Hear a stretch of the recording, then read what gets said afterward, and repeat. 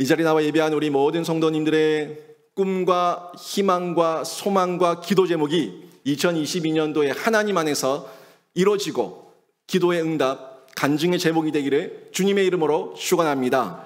아멘. 2002년도에 한국을 가득 메웠던 구호가 있습니다. 꿈은 이루어진다. 기억나십니까? 꿈은 이루어진다 하는 이 구호가 2002년 한일 월드컵 때 이 대한민국 땅을 뒤덮었습니다. 그때 여러분도 축구 경기를 보시면서 환호하고 즐거워하고 감동하고 감격하고 대한민국을 외쳤던 그 시간이 있었을 겁니다. 꿈은 이루어진다. 이 말 속에는 자신의 꿈이 이루어지기를 원하고 또 자신의 꿈을 이루고 싶은 사람들의 마음이 이 꿈은 이루어진다에 담겨져 있습니다. 한편으로는 대한민국이 계속해서 이기고 또 4강 진출 여기까지 계속해서 가는 그런 바람, 스포츠에 대한 바람도 담고 있었지만 꿈은 이루어진다. 그 이후에도 이 메시지가 계속해서 우리 국민들의 마음을 떠나지 않았던 것은 자신들도 한번 도전하면은 하나님께서 또 이루어주시고 또 내가 노력하고 수고하면은 그 꿈이 이루어질 거라고 하는 그런 마음이 모든 사람들 마음 가운데 있었기 때문에 계속해서 이 메시지가 저희들 뇌리 속에 기억되어 있을 겁니다. 많은 사람들이 지금 이 시간 12월 31일 그리고 1월 1일 요 딱 중간 사이 일몰을 보기 위해서 서쪽으로 가고 일출을 보기 위해서 동쪽으로 가고 많은 곳으로 흩어져서 곳곳에서 그 시간을 기다리고 있는 사람들이 있을 겁니다. 한국에서 해돋이 명소로 유명한 곳이 한 10군데 있다고 합니다. 해돋이 명소로 유명한 곳 가운데 1위가 어디냐면 정동진입니다. 정동진 거기가 해돋이 1위고요. 2위는 여기서 가까운 포항 호미곶. 이 곳은 시읒이 아니고 지읒이죠. 호미곶. 이 한반도를 호랑이 모양으로 봤을 때 그 호랑이의 꼬리 부분이 이 호미곶이에요. 그래서 이 호미곶 여기가 꼬리 부분 이렇게 해서 여기서 사람들이 저 수평선 너머로 떠오르는 뜨거운 태양, 붉은 태양을 기다리고 있습니다. 그걸 왜 기다립니까? 기다리는 이유는 뭐겠습니까? 그 사람들 마음 가운데 뭘 하기 위해 갔어요? 그 떠오르는 수평선 위에 시뻘건 태양을 보면서 그 해를 보면서 자신의 소원을 빌려고 하는 거예요. 올해는 이런 꿈이 이루어지기를 원합니다. 올해는 이런 소원이 이루어지기를 원합니다. 하는 그런 마음을 가지고 사람들이 그 해돋이가 있는 곳에 가서 그 추운 날씨에 벌벌 떨면서 그 추운 바람을 맞으면서 그 소원을 빌려고 기다리고 있다는 겁니다. 여러분, 이렇게 불신자들의 모습을 보면은 뭔가 신앙이 없는 것 같은데 아니 또 다른 신앙을 가지고 있어요. 신앙이 없어요. 불신자, 나는 신앙이 없다 해서 불신자인데 이 불신자들의 다른 신앙이 이런 곳에서 보이지 않습니까? 아니 신앙이 없으면 빌지를 말아야지. 엉뚱한 걸 보면서 빌고 있는 이 불신자들의 모습을 보면 또 다른 신앙, 또 다른 우상이 있다는 것을 볼 수가 있는데 아무거나 그냥 필요하면 아름다우면 뭔가 멋져 보이면 뭔가 있어 보이면 그때그때 달라요. 그때그때 어떤 대상을 보고 비는 이런 존재가 불신자들의 어리석은 모습인데 그 사람들의 마음 가운데 이런 우상, 해라고 하는 우상이 있는 것을 저희가 발견할 수가 있습니다. 연말 연시 이렇게 송구영신 때에는 이 사람들에게 해가 우상이 되어 있다는 것을 저희가 발견할 수가 있다는 거죠. 해돋이에서 사람들이 가장 많이 비는 소원이 뭘까요? 해돋이 가서 사람들이 가장 많이 비는 새해 소원이 1위가 부자 되게 해달라는 겁니다. 1위가 돈 많이 벌게 해주세요. 부자 되게 해주세요. 이런 소원을 빌고 있다고 합니다. 그리고 그 다음에 여러 소원들이 있는데 건강, 자녀, 입학, 취업, 결혼, 그리고 사업 형통 여러 가지 이 소원을 가지고 해돋이 그 붉게 수평선 너머로 떠오르는 그 해를 보면서 빌고 있다는 거죠. 여러분은 2021년을 뒤로 하고 2022년을 맞이하시면서 어떤 새 소원을 가지고 계십니까? 어떤 소원을 하나님께 빌겠습니까? 뭔가 있을 거 아닙니까? 이 가슴 속에 이런 소원이 있으면 이런 소원 저런 소원 하나님 좀 들어주십시오 하는 마음들이 있을 건데, 여러분 어떤 소원을 가지고 계십니까? 한번 자문해 보시고 떠올려 보시면서 오늘 말씀을 들어보십시오. 그리고 저희가 이제 새해가 되면 오늘 여기서 새해를 맞이하니까 이후에 저희가 또 인사를 할 겁니다. 인사를 할 건데, 우리가 새해가 되면 어떻게 인사합니까? 새해 복 많이 받으세요 라고 인사를 하는데, 새해 복을 많이 받으랍니다. 여러분은 어떤 복을 받기를 원하십니까? 아무튼 사람들은요, 복을 받고 싶으니까 새해 복 많이 받으세요. 복을 받고 싶고 소원 성취를 원하니까 해돋이, 그 차가운 바람을 맞으면서 해돋이를 보면서 소원을 빌고 있는데, 여러분은 어떤 소원을 가지고 있고 어떤 복을 받기를 원하냐는 겁니다. 오늘 본문을 보니까 바울이 등장하지 않습니까? 데살로니가 후서도 바울이 쓴 서신이니까 여기 바울이 자신도 소원이 있다고 얘기를 하고 있어요. 근데 그 순간순간의 소원이 아니라 바울은 항상 기도한다고, 항상 소원을 가지고 항상 기도한다고 이렇게 기록하고 있는 내용을 오늘 본문 11절 12절에서 확인할 수가 있다는 거예요. 11절 말씀을 보면 분명히 나오지 않습니까? 우리도 항상 너희를 위하여 기도한다고. 근데 우리는 이 순간순간 기도하는데 바울은 항상이에요. 항상 너희를 위해 기도하는 바가 있다고 전달하고 있는 겁니다. 여러분, 바울이 뭘 그렇게 기도할 게 많아서 항상 기도를 했을까요? 바울은 어떤 소원과 어떤 바람을 가지고 이렇게 항상 기도하면서 하나님의 복을 구했을까요? 11절과 12절 이 내용을 자세히 보면은 그 내용이 면면이 보여지고 있습니다. 그 중에 하나가 우리 하나님이 여러분을 그 부르심에 합당한 자로 여기시고 하나님께서 만나주시고 도와주시기를 소원한다 하는 메시지가 있어요. 그러니까 너희를 하나님께서 너희가 하나님의 부르심을 받은 합당한 자로 쓰임받기를 원한다 하는 메시지가 11절, 12절 내용의 한 가지로 나오고, 또 한 가지를 보면 우리 하나님의 모든 선을 기뻐하고 믿음의 역사와 능력을 너희가 이루기를 원한다 하는 메시지가 또 이 본문에 나옵니다. 또 마지막 한 가지가 뭐냐면, 여러분 가운데 예수님께서 여러분 가운데 역사하셔서 여러분을 통해서 하나님이 영광 받으시고 또 여러분도 하나님의 영광 가운데 임하기를 내가 소원하고 기도한다 하는 메시지 세 가지를 바울이 전달하면서 내가 이렇게 기도하고 있다 하는 내용을 전달하는 걸 저희가 볼 수가 있습니다. 여러분, 정동진 해돋이 명소 1위 제가 말씀드렸는데, 이 정동진이나 호미곶에 떠오르는 해가 우리의 소원을 들어주는 게 아닙니다. 그 해가 우리의 소원을 들어주는 게 아니라 우리의 소원을 들어주시는 분은 우리 하나님인 줄로 믿습니다. 우리 하나님께서 들으셔야지 그 소원이 이루어지지 해가 무슨 능력이 있어요. 해는 그냥 하나님의 피조물이에요. 하나님의 피조물일 뿐이고 우리 하나님은 그 해까지도 만드신 창조주가 우리 하나님이시라고요. 이 내용을 저희가 인식을 하고 있어야 되는데, 야고보서 1장 17절에도 이런 말씀이 나오죠. 야고보서 1장 17절에 보면 온갖 좋은 은사와 온전한 선물이 다 위로부터 빛들의 아버지께로부터 내려오나니. 아버지 누굽니까? 모든 좋은 은사와 선물들이 위로부터, 하늘이죠. 하늘 아버지, 그 빛들의 아버지께로부터 내려온다. 우리 하나님으로부터 내려온다는 것을 이 야고보 장로가 고백하고 있는데, 바울도 다르지 않습니다. 성경의 모든 내용이 다르지 않습니다.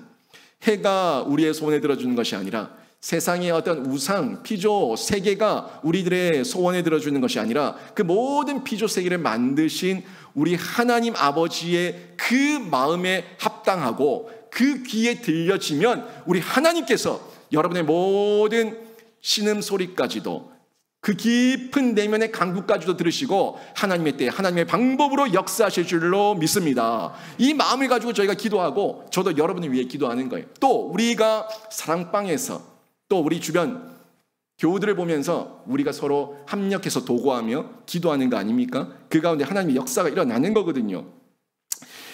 복의 근원, 이 모든 복의 근원은 우리 하나님이에요.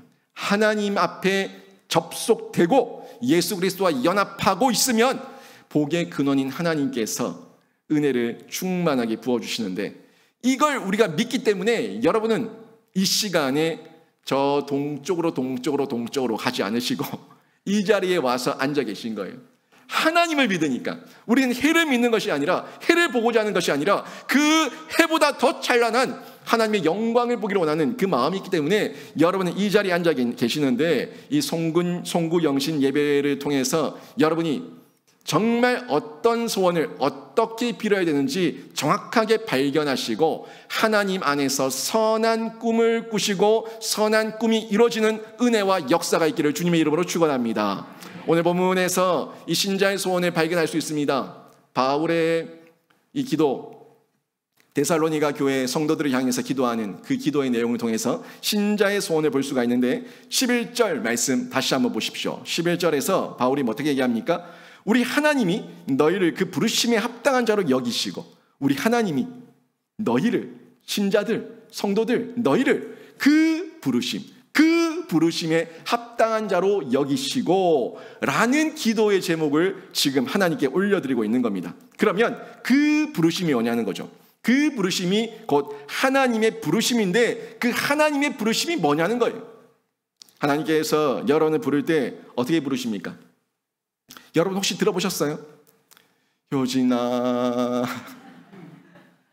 누구야야야야야야야, 뭐 그런 음성 들으셨습니까? 여러분, 하나님께서 여러분을 부르실 때 그렇게 부르실 수도 있습니다. 하지만 그렇게 부르신 다음에는 여러분에게 주시는 메시지가 있다면 그 메시지가 성경에 근거해서 확실한 하나님의 말씀인가를 확인하십시오. 아니면 환청이에요. 아니면 잘못 들은 거예요. 하나님의 말씀에 근거하지 않은 하나님의 부르심은 없습니다. 모든 부르심은 하나님께서 합당한, 말씀에 합당한 부르심으로 우리에게 주시거든요. 근데 간혹 이 심령이 약한 분들, 이 영적인 지경이나 깊이가 얕은 분들이 간혹 누구야야야야 하는 메시지를 듣고 하나님께서 나한테 말씀하셨다고 이러면서 직통 계시를 주셨는데 성경에는 없는데 아무튼 주셨다고 라고 얘기하는 사람들이 있는데, 그분들 경계하셔야 됩니다. 하나님께서 부르실 수 있는데 부르실 때에는 말씀에 근거해서 역사하신다는 거, 요거는 명확하게 여러분이 기억하셔야 되는데, 지금 우리 하나님께서 그 부르심, 이 하나님의 부르심은요, 어떤 부르심이냐면 누구의 이름을 부르는 부르심이 아니에요. 누구의 이름을 부르시는 부름이 아니라 자녀 삼기 위한 부르심이에요. 누구야야야야 이게 아니라 자녀 삼기 위한 부르심, 자녀 삼기 위한 부르심. 이 부르심을 여러분이 구별하셔야 되는데, 성경에 두 부르심이 다 있습니다. 이 부르심이 다 있어요. 아브라함도 부르셨죠. 사무엘도 부르셨죠. 이사야도 부르셨죠. 부르셨어요. 부르심이 있다고요. 부르심이 있는데 그거는 이름을 부르는 부르심이고, 그런데 부르심 이후에는 항상 뭐가 있어요? 말씀이 있어요. 그러니까 부른 것 자체가 없다는 건 절 부인하는 게 아니에요. 하나님의 부르심이, 이름 부르심이 있을 수 있습니다. 하지만 그 부르심이 말씀으로 연결되느냐 안 되느냐를 주목해서 보셔야 되는데, 지금 바울이 얘기하고 있는 그 부르심은 이 이름을 부르는, 아까 얘기했던 아브라함, 사무엘, 다니엘, 이사야 불렀던 그런 부르심이 아니에요. 그런 부르심이 아니고 자녀 삼기 위한 부르심, 이 부르심에 대해서 그 데살로니가 성도들이 그 합당한 부르심에 합당하게 살기를 원한다 하는 부르심에 대해서 전달하고 있는 거죠.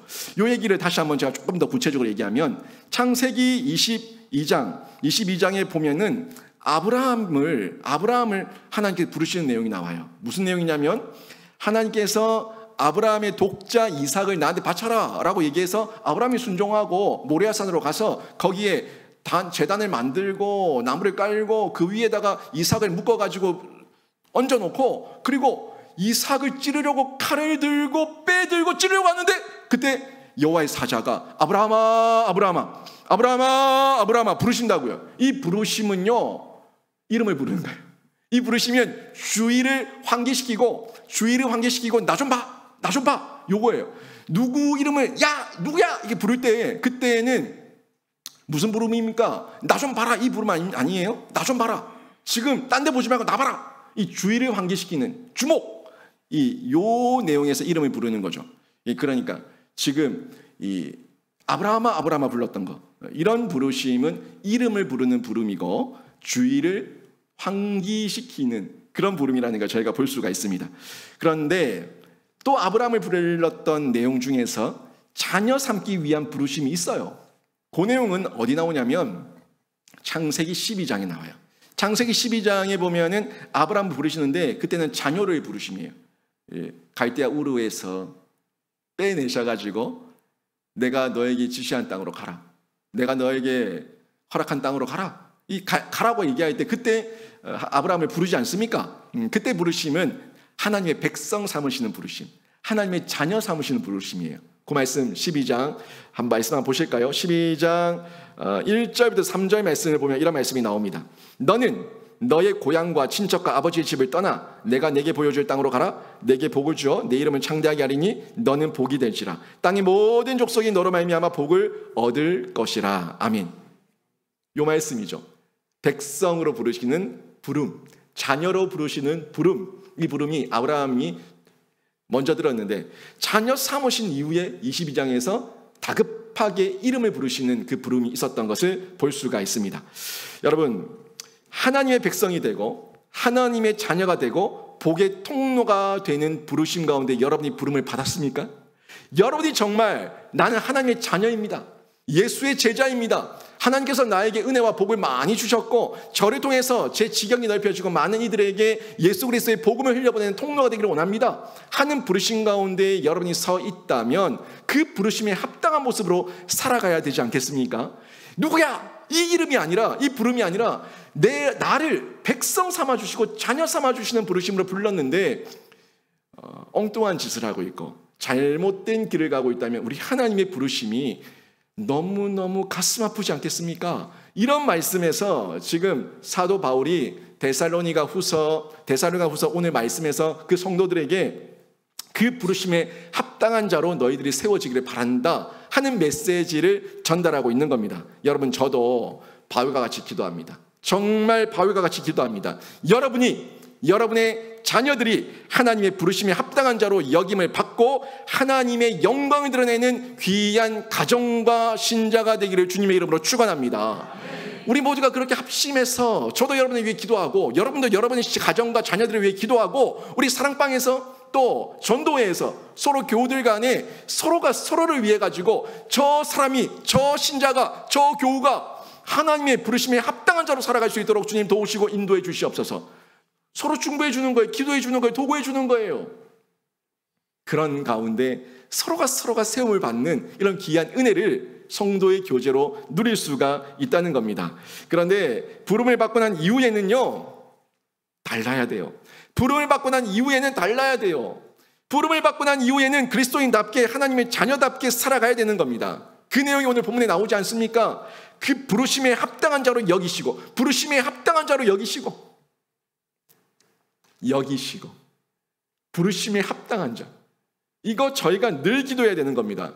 제가 하나님의 자녀, 하나님의 성도, 예수 그리스도의 제자인데 우리가 그렇게 살지 못하기 때문에 참여하며 기도하는 거 아닙니까? 회개하며 기도하는 거 아닙니까? 하나님 말씀을 알지만 그대로 살아내지 못해서 이번 한 해를 마무리하면서도 여러분이 여러 시간 또 결산하고 정산하면서 하나님 앞에서 회개하며 엎드리지 않았습니까? 부르심에 합당한 자로 살지 못했던 모습들이 너무나 많다는 거예요. 이 시대에 많은 그리스도인들이 이 부르심에 합당한 자로 살지 못하고 있어요. 때로는 그 사건과 내용이 너무 커서 뉴스거리가 되기도 하고 비난거리가 되기도 하고 여러 가지 모습 가운데 낯뜨거운 상황들이 벌어질 때도 많이 있습니다. 우리 성도들 삶에서도 그런 것이 있지만 제가 목회자인데 이 목회자 그룹이 문제예요. 저도 제가 늘 제 기도 제목이라고 변질되지 않기를 원합니다. 날마다 나를 쳐서 복종케 하는 사도 바울의 그 심정이 저에게 있기를 원합니다 하는 게 제 기도 제목으로 얘기하지 않습니까? 목회자들이 처음부터 비리, 부정부패, 성적 이런 이탈로 성범죄로 뉴스거리 되려고 목회자 된 사람 아무도 없을 거예요. 아무도 없을 겁니다. 변질돼서 그런 거예요. 그러니까 뉴스거리가 한 번씩 나올 때마다 목사 얘기 나오면은 제가 가슴이 덜컹덜컹 내려앉아요. 목사가 교회 성도와 불륜을 저질렀다. 돈을 횡령했다. 성도들에게 사기를 쳤다. 뭐 이런 이야기 나올 때마다 제가 가슴이 철렁철렁 내려앉아요. 얼굴을 못 들겠습니다. 부끄러워서 낯뜨거운 뉴스를 볼 때마다 제가 목사라는 게 부끄러워질 정도로 제가 얼굴이 그냥 뜨뜻해요. 말씀의 권위도 꺾이는 것 같고, 참 사람들이 그저 목사라고 하면 다 똑같은 목사로 보는, 똑같은 녀석으로 똑같은 사람으로 보는 것 같아가지고 자존심도 상하기도 하고, 아닌데 세상의 많은 목회자들 중에 그런 사람은 정말 일부고, 정말 하나님 앞에서 신실하게, 정직하게, 성실하게 온몸 다 던져서, 온 인생을 다 던져서 살아가고 있는 목사들이 더 많은데, 몇몇 사람들 때문에 이렇게 교회가 욕을 먹는구나 하는 마음이 들면은 너무너무 가슴이 아픈 거예요. 그래서 어떻게 됩니까? 교회 성도 수가 줄어들고, 또 다른 교회들까지 피해를 입어서 교회가 문을 닫는, 성도가 없으니까 교회 운영이 안 되고 유지를 할 수가 없으니까, 뭐 작은 교회들은 월세를 못 내니까 문을 닫는 이런 경우들까지도 많이 보지 않습니까? 코로나 이후에 세상이 얼마나 한국 교회를 겁박하며 폭력적으로 대했습니까? 만 교회가 문을 닫았어요. 코로나 이후에 만 교회가 문을 닫았다고요. 이 어마어마한 숫자입니다. 120만 성도가 줄었어요. 이 어마어마한 숫자예요. 너무너무 속이 상합니다. 정말 복음을 전하기 위해 가지고, 예배하기 위해 가지고, 전도하기 위해 가지고 이런 욕을 먹으면 이해라도 되는데, 선한 일을 하고 선한 사역을 하며 선한 꿈을 꾸다가 핍박을 당하고 욕을 먹으면 이해라도 되는데, 탐욕과 탐심의 결과로 이런 일이 벌어지니까 얼굴을 들기가 민망할 지경이에요. 그리스도의 합당한 자로 살지 못하는 모습이죠. 정확하지 않습니까? 무슨 변명과 핑계거리가 뭐가 있어요? 탐심과 탐욕이에요. 얼마 전에 한국갤럽에서 발표한 국민들의 종교 인구 분포에 대한 설문 결과가 있었어요. 물론 10년 단위로 해서 설문조사, 전 국민 인구 조사를 할 때 전체 종교까지 다 파악을 하죠. 통계청에서 25년도에 할 겁니다. 25년도에 하는데 2015년도 했으니까 2025년도에도 할 거예요. 뭐 지금 정확하진 않지만 아무튼 이 설문 결과의 내용을 보면은 이런 결과가 나왔어요. 도표를 한번 보여주세요. 1984년부터 3대 종교, 기독교, 불교, 천주교에 대한 이 분포도가 어떻게 변화되고 있는가 하는 부분에 대해서 한국갤럽에서 최근 2021년에 발표한 내용이에요. 코로나 중간이죠. 코로나쯤에 이렇게 발표를 한 건데 한번 보세요. 1997년경에 개신교가 제1종교가 됐어요. 대한민국에서. 불교를 이겼어요. 실제로 1995년 통계 결과를 보면은 그래요. 실제로도 개신교가 대한민국의 제1종교가 된 적이 있다고요. 그런데 보세요. 지속적으로 불교의 추격을 당했죠. 그러면서 최근 코로나 이후에는 모든 종교의 이탈, 모든 종교가 다 빠졌어요. 교회만 그런 게 아니라 모든 종교가 다 빠지는 이런 이탈 현상이 두드러지고 있는 걸 볼 수가 있습니다. 근데 수치로 한번 보자고요. 2014년 이후에 2021년까지 수치로 보니까 천주교의 이탈이 제일 작아요. 거기는 개신교도들이, 우리 개신교 신자들이 많이 갔어요. 많이 갔어요. 술 먹어도 되고 담배 펴도 되고 뭐 제사 지내도 되고 이것저것 제약이 없으니까 그냥 편하게 믿자 하면서 많이 넘어갔어요. 천주교의 이탈이 제일 작았고요. 물론 줄긴 했지만 개신교에서 천주교로 넘어간 인구가 많다는 거예요. 그래서 천주교가 자기들 입장에서는 선방한 겁니다. 잘 막은 거예요. 그 다음에 이탈이 제일 작은 게, 그 다음에 작은 게 개신교고, 그 다음에 불교 순으로 이렇게 쭉 순위가 먹여지는 걸 볼 수가 있습니다. 한편으로는 그래도 중간은 했으니까 위로가 될 만합니까? 그래도 중간은 했으니까 위로가 될 만합니까? 그렇게 생각할 수도 있겠지만 다른 한편으로는요, 왜 진짜 진리의 복음을 가진 교회가 이렇게 줄어들고 있는가? 진짜 진리, 진짜 복음을 가지고 있는 교회가 왜 이렇게 자꾸 줄어들고 있는가 하는 면에서 반성과 회개가 터져나오는 저희들의 마음을 금할 길이 없습니다.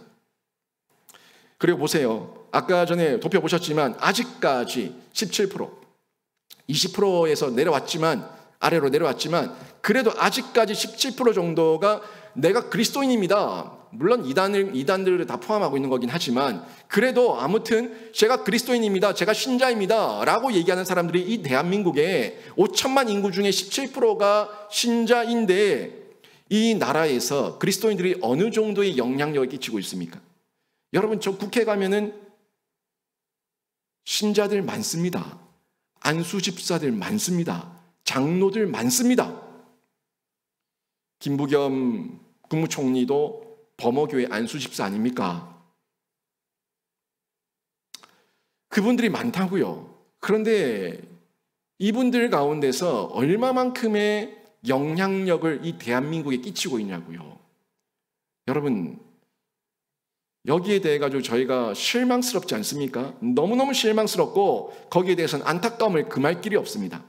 그런데 1919년 3월 1일 3.1 운동이 있었지 않습니까? 3.1 운동 당시에 개신교인은 대한민국 인구의 1.3%밖에 안 됐습니다. 1.3%였고 그 인구는 대한민국 인구의 약 20만 명밖에 안 됐습니다. 전체 인구 100명 중에 1명이 개신교인이에요. 1919년도에. 그런데 이렇게 1.3%밖에 안 되는 거의 미전도 종족에 가까운 3% 이하는 미전도 종족을 보니까 미전도 종족에 가까운 그 1919년도에 어떻습니까? 독립선언을 했었던 33명의 국가 지도자들, 우리 국민 지도자들, 이 지도자들의 15명이 개신교인이에요. 대단한 수치 아닙니까? 독립선언 33명 중에 15명이 개신교인이라고요. 그리고 3.1 운동 때 투옥되었던 인구가 9,458명인데 그 중에서 약 4분의 1 가까이 되는, 뭐 좀 작게는 5분의 1 가까이 되는 2,087명이 개신교인이었습니다. 기독교인이었다고요. 영향력을 이렇게 많이 미쳤어요. 어때요? 그런데 지금은 5명 중에 1명이 개신교인인데 5명 중 100명 중에 1명도 아니고 5명 중에 1명이 개신교인인데도 불구하고 이 나라에 우리 그리스도인들이 영향력을 미치지 못하고 있다는 거예요. 도리어 부정부패의 이야기거리, 뉴스거리, 비난거리가 되고 있다는 것은 정말 저희가 안타깝게 여기고 가슴이 아프게 볼 수밖에 없죠. 그 부르심에 합당한 자로 살지 못하니까, 부르심에 합당한 자로 살지 못하니까 이런 비난과 핍박을 받고 있는데, 여러분, 저희가 정말 바울처럼 기도해야 돼요. 정말 교회가, 정말 목회자들이, 정말 신자들이 하나님 부르심에 합당한 자로 살아갈 수 있도록, 부르심에 합당한 자로 살아갈 수 있도록 저희들을 붙들어 주시고 은혜를 더해달라고 우리가 간절하게 기도하면서, 신자의 소원이, 가장 큰 소원이 하나님의 부르심에 합당한 자로 살 수 있도록 하나님 저에게 소원을 주시고 꿈을 주시고 희망을 주시고 기도의 제목을 주시고 제 입술을 열어서 기도할 수 있도록 역사에 주시옵소서. 이런 기도를 해야 되는 거예요. 정말 저희가 기도해야 됩니다. 다음 세대 말할 것만 아니라 우리 다음 세대가 정말 하나님 이 제도권 속에 들어가서 영향력을 끼치는 출중한 인재와 인물이 될 수 있도록 하나님 도우시고 역사에 주시옵소서. 기도해야 된다고요. 통계청에서 나올 때만 개신교라고 체크하는 것이 아니라 진짜 밥 먹을 때 기도해도 이러고 기도하지 말고 당당하게 손 모아서 기도하고, 숟가락 떨어뜨린 척하면서 기도하고, 밥 뒤적뒤적거리면서 기도하고, 머리 끄적끄적거리면서 기도하고, 밥 먹는데 기도하는 것조차 사람들한테 눈치 보일까 봐 그렇게 기도하는 그런 모습이 아니라 정말 부르심에 합당한 자로 하나님 제가 그리스도인임을 자랑할 수 있도록, 떳떳하게 드러낼 수 있도록 하나님 앞에서 당당함과 용기와 담력을 가질 수 있도록 저를 붙들어 주시옵소서. 이렇게 기도하는 소원이 여러분 안에 있기를 주님의 이름으로 축원합니다. 그렇게 우리가 보여주는 것이 우리 자녀들에게 교육이고, 우리 자녀들도 내가 그리스도인인 것을 숨기지 않는 거예요. 어디를 가든지 하나님 영광을 드러내는 그런 귀한 모습으로 살아가는 중에 이 제도권 속에 들어가서 영향력을 드러내는 거예요. 여러분, 우리 대한민국 국가 수립할 때, 헌법 제정할 때 다 기도하며 시작한 나라입니다. 기도하며 시작한 나라예요. 이게 저희가 너무너무 잘 알고 있지 않습니까? 정부 수립 때도, 헌법을 제정할 때도 이런 나라가, 우리 그리스도인들이 그렇게 영향력이 끼치던 나라가 왜 이렇게 됐습니까? 여러분 안에 기쁜 소원, 정말 기쁨의 소원이 생겨야 됩니다.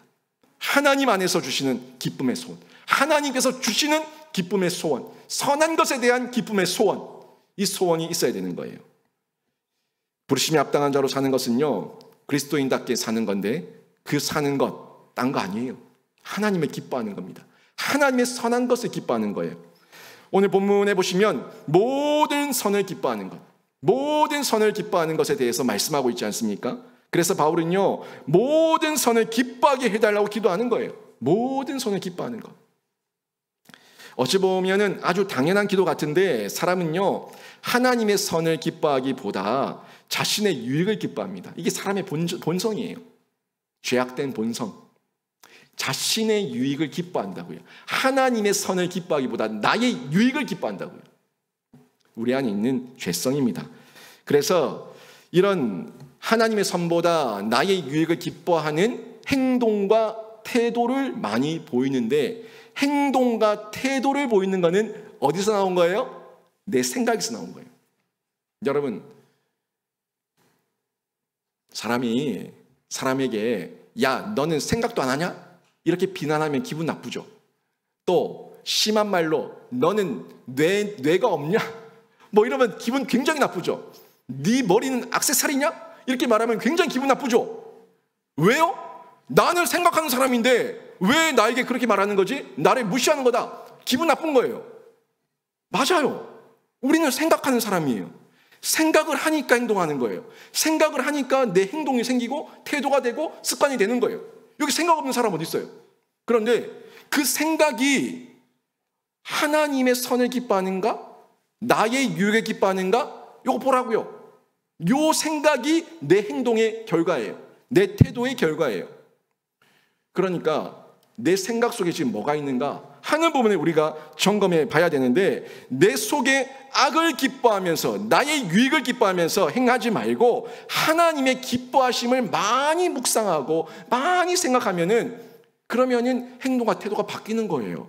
하나님의 뜻대로, 하나님께서 원하시는 대로 바뀌는 거예요. 그러기 위해서 우리가 하나님을 알아야 되지 않습니까? 알기 위해서 말씀을 듣는 거고, 알기 위해서 묵상을 하는 거고, 알기 위해서 여러분이 훈련을 받는 거예요.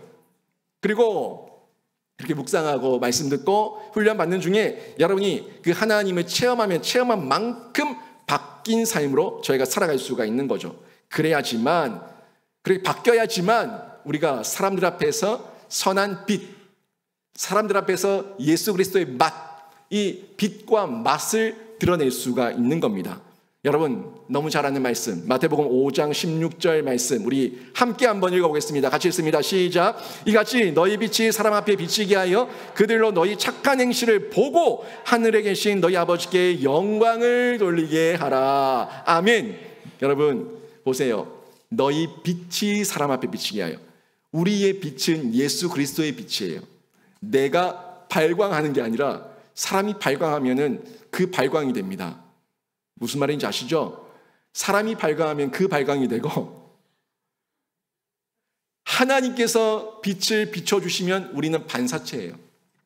반사체로 그 빛을 비추게 해서 너희로 착한 행실을 보고, 너희 착한 행실을 보고, 그러니까 우리 안에 선한 열매, 선한 행실을 보고 하늘에 계신 너희 아버지께 영광을 돌리게 하라. 그러니까 빛이 비치면 어둠이 비켜나는 거죠. 빛과 어둠은요, 여러분 확연히 구별됩니다.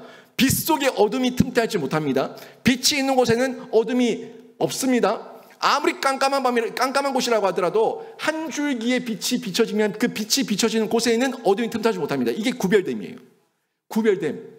딴 게 구별됨이 아니에요. 빛을 비추면은 그게 구별됨입니다.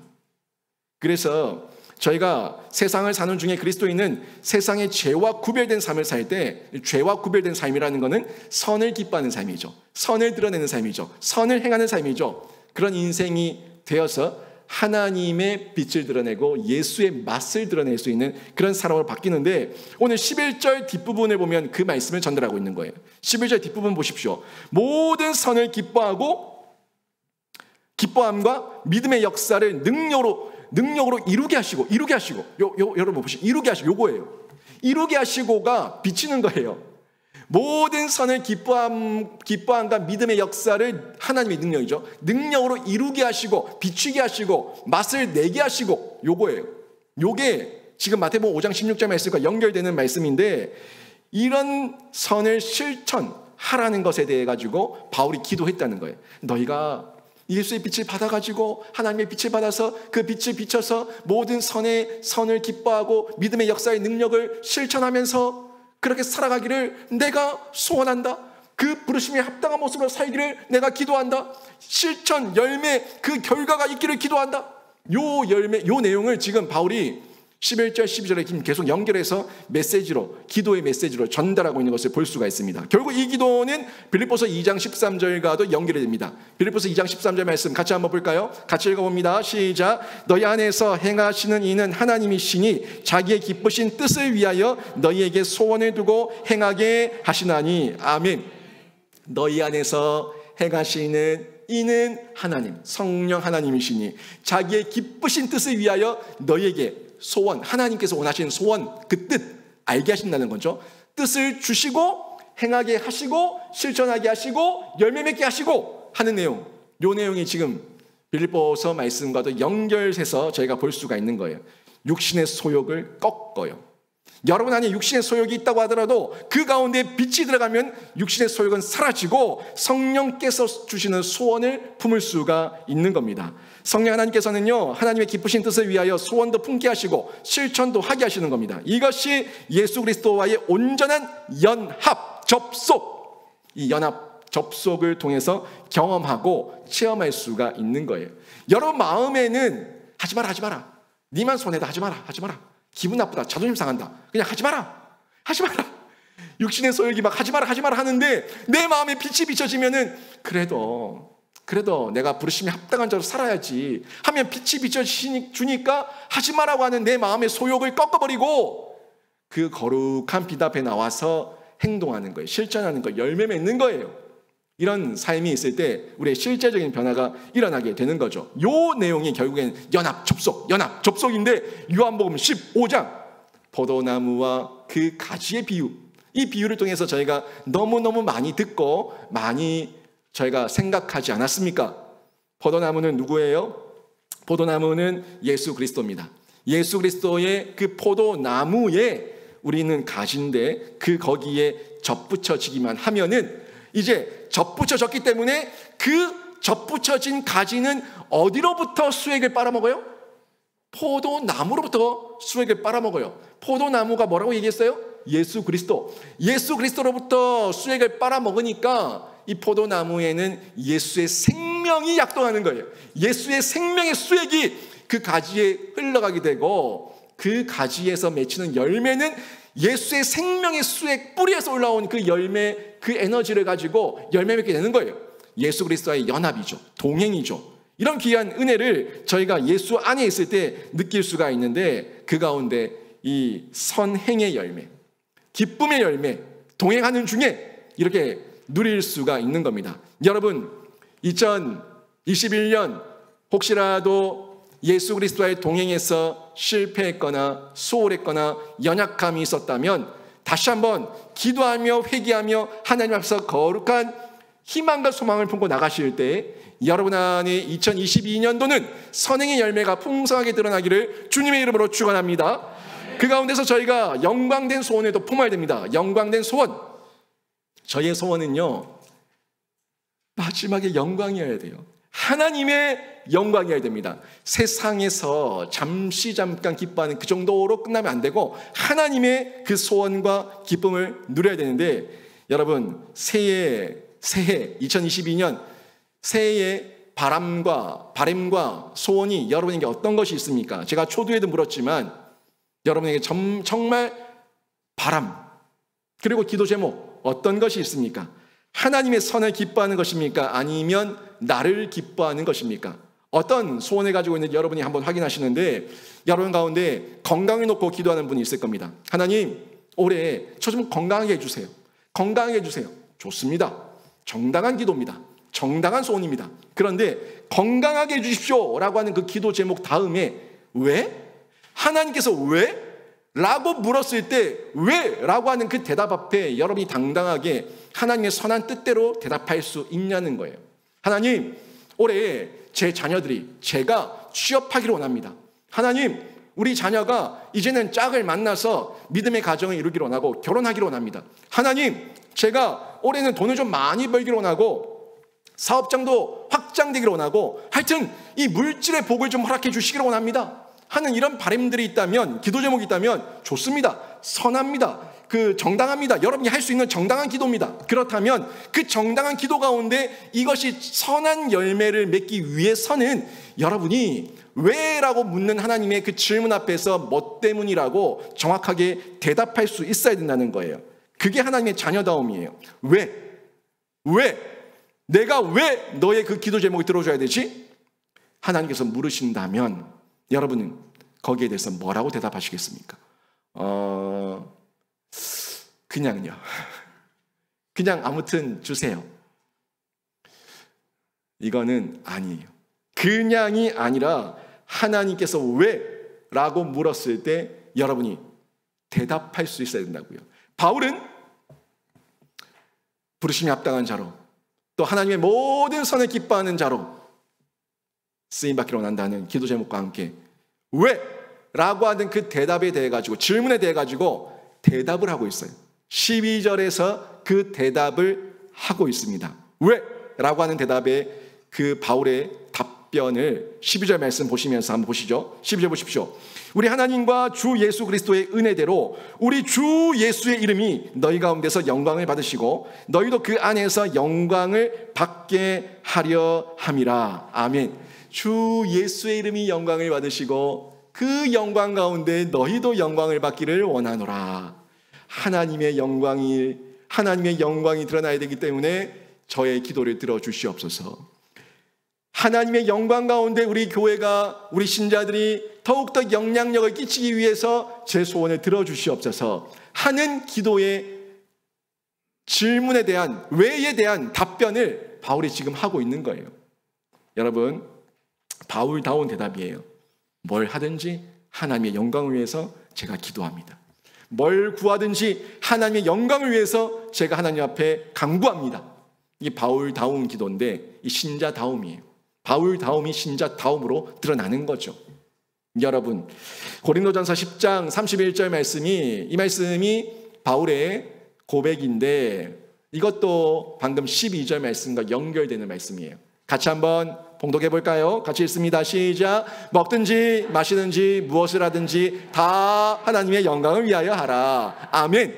먹든지 마시든지 무엇을 하든지 다 하나님의 영광을 위하여 하라. 아멘. 여러분, 여러분의 새 소원이 이런 이유와 목적과 가치와 그 하나님 앞에서 선한 의도가 반영되어서 하나님 앞에 올려드리는 선한 기도가 되기를 주님의 이름으로 축원합니다. 이런 기도 드리세요. 먹든지 마시든지 제가 무엇을 하든지 제가 돈을 벌든지 제가 취업을 하든지 제가 결혼을 하든지 무엇을 하든지 하나님의 영광을 위해서 하기를 원합니다 하는 기도 제목을 가지고 있다면 그 마음의 진정성만 있다면 우리 하나님께서 반드시 그 꿈을 이뤄주시고 그 선한 꿈을 들어주실 겁니다. 목적이 선하면 과정이 선해요. 과정이 선하면 결과가 정의롭습니다. 여러분 기억하세요. 목적이 선하면 과정이 선해야 되고 과정이 선하면 그 결과는 정의롭다고요.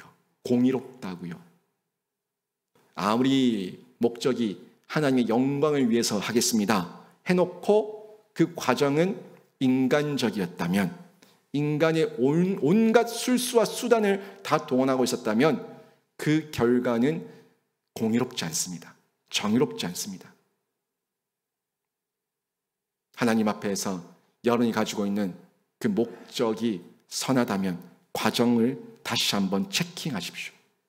하나님을 위해 살겠다 해놓고 인간의 발버둥으로 살지 마시고 하나님 앞에서 묻고 또 묻고 또 묻고 하나님 앞에 계속해서 기도하며 나가시면 여러분의 2022년의 바람과 소원도 하나님의 선한 목적과 꿈이라면 그 과정도 말씀으로 연결되고 기도로 연결되고 하나님의 방법으로 연결되어서 하나님께서 하나님의 뜻대로 하나님의 은혜 아래서 이루어 주실 줄로 믿습니다.